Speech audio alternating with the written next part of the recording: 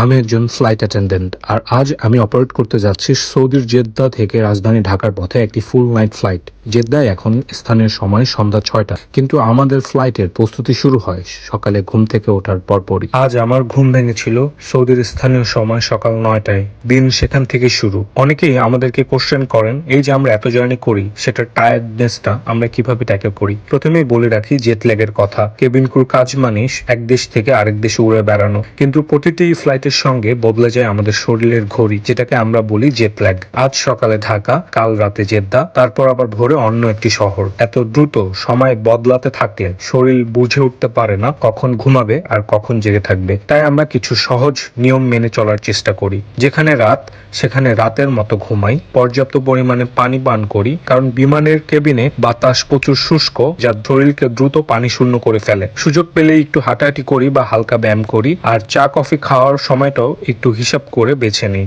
এত কিছু করার পরেও সময় সবসময় সহজ চায় না। কখনো ঘুম আসে না, আবার কখনো দিনের মাঝেই শরীর ভীষণ ক্লান্ত লাগে। জেট ল্যাগ আমাদের প্রেশারের একটা অংশ, কিন্তু শৃঙ্খলা, পর্যাপ্ত বিশ্রাম আর নিয়মিত অভ্যাসই আমাদের পরের ফ্লাইটের জন্য প্রস্তুত করে তোলে। আমি ইদানিং নিয়মিত জিম করার চেষ্টা করছি, যে কারণে আমার একটি জিম ব্যাগের দরকার ছিল। আলহামদুলিল্লাহ, যা আজকে আমি পারচেস করতে পেরেছি। আকাশে কাজ করতে গেলে শুধু সময়ের সঙ্গে নয়, নিজের শরীরের সঙ্গেও প্রতিদিন নতুন করে বন্ধুত্ব করতে হয়। এই যে এখন আবার সম্পূর্ণ প্রস্তুত হয়ে ফ্লাইটে ফিরে আসা। আজকে সারা রাত আমাকে জাগতে হবে, কিন্তু ফুল নাইট ফ্লাইটের জন্য আমি পুরোপুরি প্রস্তুত। কেননা আজকে আমি সারাদিন ওই রুলগুলো ফলো করেছি। পর্যাপ্ত ঘুম, পর্যাপ্ত পানি, পর্যাপ্ত শারীরিক মুভমেন্ট। ফ্লাইটের 1 বা 2 ঘন্টা আগে আমরা হয়তো বাহ্যিকভাবে রেডি হই, কিন্তু সকালে বিছানায় চোখ খোলা থেকে শুরু করে ফ্লাইটে ওঠার আগ পর্যন্ত সকল প্রকার অ্যাক্টিভিটি আমাদেরকে সার্বিকভাবে রেডি করে তোলে। আলহামদুলিল্লাহ, আজকে সেফলি লগ আউট করছি জেদ্দা থেকে। Hope to safely log in Dhaka. আপনার স্ক্রিনে ছিলাম আমি শেহজাদ। আশা করছি ভবিষ্যতে আবারও দেখা হবে।